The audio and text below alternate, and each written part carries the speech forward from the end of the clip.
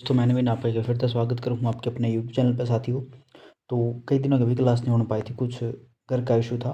तो अब जो है आपकी क्लास रेगुलर होगी। जिस भी साथी ने नोट्स चाहिए तो टेलीग्राम का लिंक नीचे दे हूँ, तो उधर जाकर डाउनलोड कर लो सारे, ठीक है। तो हरियाणा के जो ऊर्जा संसाधन है भाई, और आप पे जो हर एक डाटा जो है मैं आप तक प्रोवाइड करवा दूंगा। तो उसमें आपने कोई टेंशन लेने की ज़रूरत नहीं है। चाहे वो हरियाणा पुलिस का हो, चाहे वो एनिमल हस्बेंड्री हो। एनिमल हस्बेंड्री आदि तो मैंने डाल भी रखी है, तो आदि मैं तैयार करना ही रहा हूँ, ठीक है। तो कोई भी साथी जो है टेलीग्राम ग्रुप में ज्वाइन करा है तो टेंशन ना लो कि डाटा नहीं है। डाटा कंप्लीट मैं करवा दूंगा, सारा डाटा कंप्लीट करवा दूंगा, ठीक है। बस थोड़ा सा संयम रखो सारे। तो हरियाणा में जो ऊर्जा संसाधन है भाई, तो दो प्रकार के, एक तो परंपरागत है, एक गैर परंपरागत है। तो परंपरागत कौन से हुए हैं? जो पूर्णतः उपयोग में लाए जा सकें, जो परंपरागत हैं और पिछले 100 या 200 वर्षों से उपयोग जो आप पे करते आने लग रहे हैं और बहुत महंगे हैं, प्रदूषण फैला हुआ है, जैसे कोयला और पेट्रोलियम। तो हो गए परंपरागत।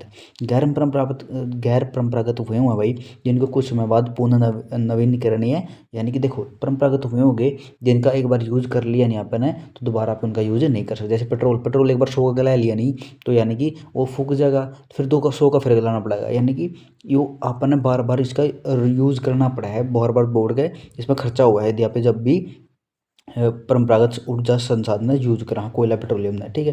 लेकिन गैर परंपरागत ऊर्जा संसाधन हुए हुआ भाई, जैसे कि हवा हो गया, पवन ऊर्जा होगी, जल हो गया, सौर ऊर्जा होगी, ठीक है। यानी इनका पे बार बार यूज कर सका, हाँ, ठीक है, जिनको कुछ समय में पुनः नवीनकरणीय कर लिया जाता है। इनका चलन शुरुआत से ही होता आ रहा है, ठीक है। यानी कि अब इनका तो जैसे कि यूज अपने 100-200 साल पहला कर इनका बेरहगुन था कि हुआ है परंपरागत ऊर्जा संसाधन। लेकिन ये तो आप सदाबहार हैं, तो जब तक धरती बनी या फिर जब तक जीवन इस धरती पर हुआ है, तो तब तक गैर परंपरागत ऊर्जा संसाधन जो है अपने मिलने लग रहे हैं, ठीक है। ये तो तब हैं सर, ये सस्ती भी हुआ भाई और प्रदूषण नहीं फैलाते।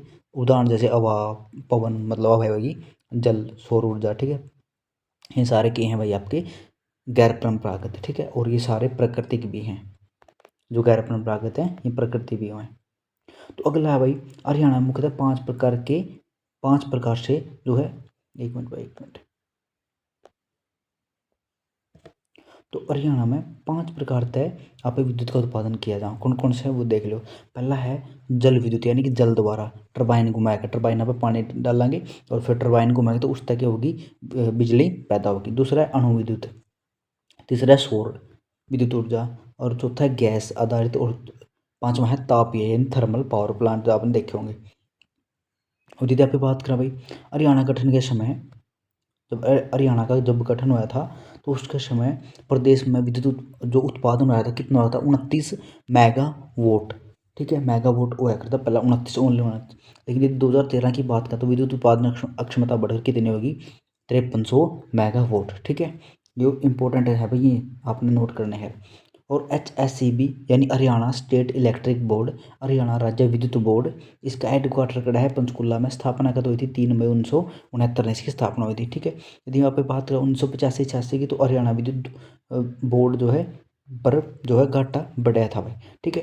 1993 में बोर्ड की दिक्कतें व बोर्ड के घाटे को उभारने से हेतु सलाहकार समिति का गठन कराया गया था। 1995 में सलाहकार समिति द्वारा रिपोर्ट प्रस्तुत करी गई थी। बोर्ड का फिर पुनर्गठन दोबारा, यानी बोर्ड दोबारा बनाया 14 अगस्त 1998 में, ठीक है।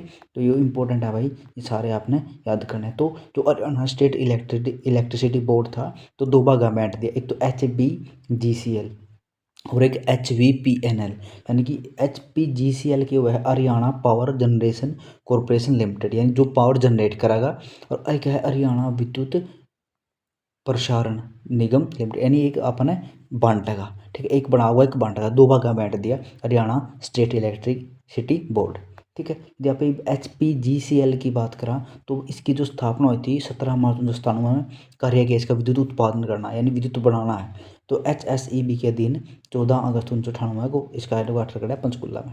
यदि बात करें आप जो HVPNL है, हरियाणा विद्युत प्रसारण निगम लिमिटेड है, इसकी स्थापना हुई थी 18 सितंबर 1997 में। वो कार्य किया था इसका विद्युत प्रसारण, यानी विद्युत इसको प्रसारित करना विद्युत को। HSEB के दिन 14 अगस्त 1998 में इसकी जो है नींव रखी गई थी, या फिर यो बनकर तैयार हो गया था 14 अगस्त 1998 में। और हेडक्वार्टर खड़े इसका पंचकुला में, ठीक है। दोनों के हेडक्वार्टर खड़े हैं पंचकुला में, और जो स्थापना भी एक के दिन हुई थी 14 अगस्त 1998 में। चलो भाई नेक्स्ट देखो। यदि आप बात करें भाई हरियाणा विद्युत प्रसारण निगम लिमिटेड, ये दो भागा में रखे है। आप पढ़ते होगे जैसे उत्तर हरियाणा बिजली निगम ली या फिर दक्षिण हरियाणा बिजली लिमिटेड। ठीक है, तो ये आपने देखिए, आप यदि आपके गांव में बिजली बोर्ड है या फिर पावर हाउस है तो उसका बाहर जो बड़ा बोर्ड लगा है उस पर लिखा हुआ उत्तर हरियाणा। जैसे कि हमारे गांव में बिजली बोर्ड है तो उसमें लिख रखा है UHBVN, ठीक है, मतलब उत्तर हरियाणा बिजली वितरण निगम लिमिटेड या फिर निगम। ठीक है, मुख्यालय इसका कड़ा है पंचकुला में है। तो यदि बात करें फिर कार्य है तो उत्तर हरियाणा के उत्तरी जिलों में या फिर 11 जिलों में विद्युत का प्रसारण करना। ठीक है, यानी जो हरियाणा के 11 जिले हैं उनमें जो है विद्युत का प्रसारण करना। जो दो ऑपरेशनल जोन है, ऑपरेशन जोन है, एक तो रोहतक है, एक इसका पंचकुला है। ठीक है, और यदि बात करें विद्युत मामलों को लेकर हरियाणा सरकार के सुझाव देने हेतु जो संस्था है, स्वतंत्र संस्था है, वह HERC, Haryana electricity regulatory commission है। ठीक है, अब पढ़ाएंगे अभी दक्षिण हरियाणा बिजली वितरण निगम। इसका हेडक्वार्टर कड़ा है हिसार में, उत्तर वाला का कड़ा है पंचकुला में। तो कार्य क्या है इसका दक्षिण हरियाणा में 11 जिलों में विद्युत प्रसारण करना।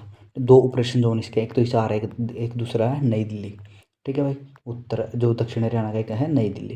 तो यदि बात करें पे HERC की, हरियाणा इलेक्ट्रिसिटी रेगुलेटरी कमीशन की, यदि गठन हुआ था इसका 17 अगस्त 1998 में, और हेडक्वार्टर है इसका पंचकुला में। ठीक है, तो यदि बात करें पे हरियाणा में विद्युत उत्पादन 5 प्रकार का हुआ है। ठीक है, अपने बढ़ा था। यदि आप पढ़ाएंगे पहला तापीय विद्युत संयंत्र यानी थर्मल पावर प्लांट। विद्युत उत्पादन करा हुआ कोयले की सहायता तो हुआ। हरियाणा में संख्या की देनी है 5 है। हरियाणा में सबसे ज़्यादा विद्युत उत्पादन किसका हुआ, कोयले का हुआ है। ठीक है, पहला है पानीपत वाला। ठीक है जी, आप सिर्फ वह पढ़ा जिनका उत्पादन कोयला का हुआ है। ठीक है, जो पानीपत तापीय विद्युत संयंत्र है भाई आसन गाँव में है पानीपत में, और स्थापना हुई थी 1 नवंबर 1979 में। आसन गांव में है 1 नवंबर 1979 में इसकी स्थापना हुई थी पानीपत तापीय विद्युत संयंत्र की। इसका जो पुराना नाम था वो है चौधरी देवीलाल तापीय विद्युत संयंत्र पुराना नाम। और इसकी अक्षमता की बात करा तो 1367.80 मेगावाट बिजली की जनरेट करने की इसकी अक्षमता है। प्रदेश का जो सबसे पुराना और प्रथम पावर प्लांट कौन सा है, जो है पानीपत तापीय विद्युत संयंत्र। ठीक है, तो दीन बंधु दूसरा है आपका दीन बंधु छोटूराम तापीय विद्युत संयंत्र।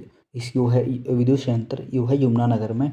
अक्षमता इसकी 600 मेगावाट की, यानी 300 वाट की 2 यूनिट है, इसमें 2 इकाई है। स्थापना है हुई थी इसकी 2008 में, और प्रदेश का सबसे छोटा तापीय विद्युत संयंत्र है। ठीक है, सबसे बड़ा कौन सा है पानीपत वाला, और सबसे छोटा कौन सा है दीन बंधु छोटूराम जो कि यमुनानगर में है।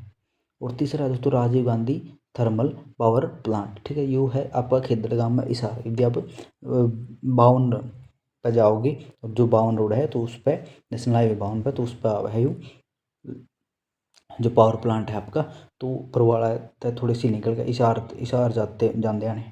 तो यदि बात करें पे तो NH52 पर स्थित है यू जो Rajiv Gandhi thermal power plant है। स्थापना 2010 में हुई थी। उद्घाटन उस समय के जो अपने तत्कालीन कांग्रेस अध्यक्ष हुआ करते तो उनकी जो है सोनिया गांधी व प्रधानमंत्री मनमोहन सिंह द्वारा इसका जो है क्या करा गया था, इसका उद्घाटन कराया गया था। ठीक है, NH52 पर स्थित है। 2010 में इसका स्थापना हुई थी। जल आपूर्ति करता हुई इसकी बरवाड़ा नहर तो है 1700 क्यूसेक पानी छोड़ा है। उत्तर भारत की जो मेगा परियोजना के नाम से प्रसिद्ध है यानी योजना पूछे तो कौन सी है, उत्तर भारत की मेगा परियोजना के तहत ही बनाया गया था, और रिलायंस कंपनी द्वारा संचालित है।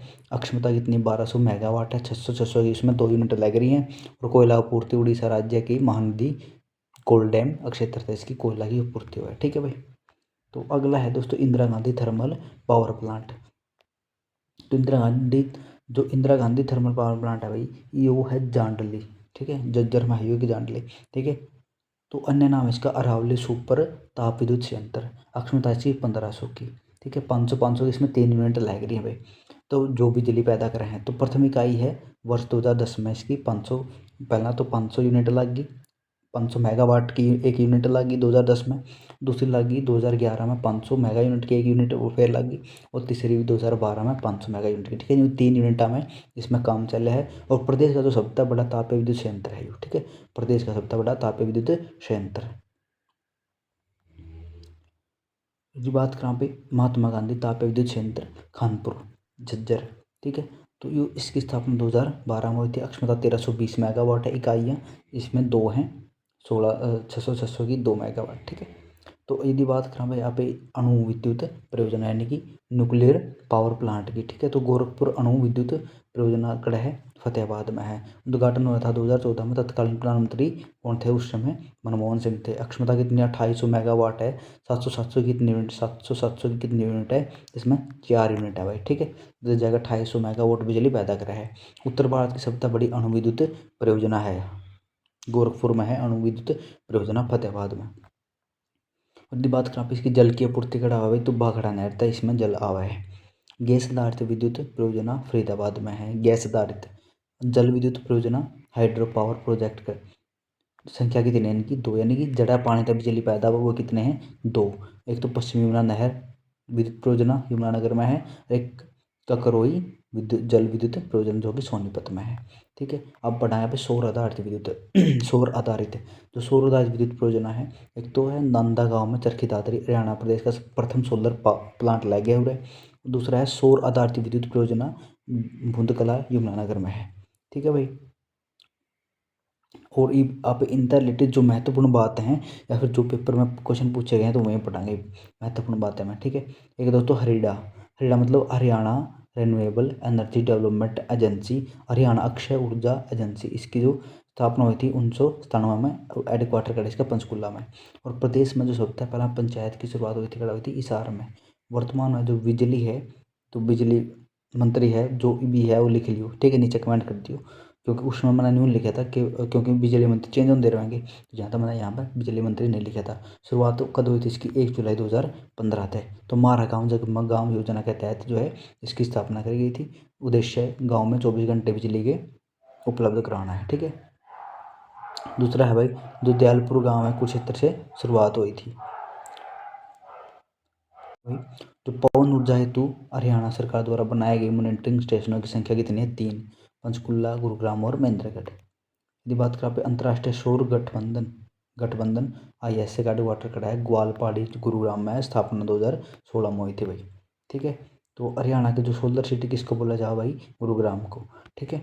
चंडीगढ़ की सोलर सिटी पंचकुला को। प्रदेश की प्रथम जिला ऊर्जा पार्क नौलथा गाँव पानीपत में।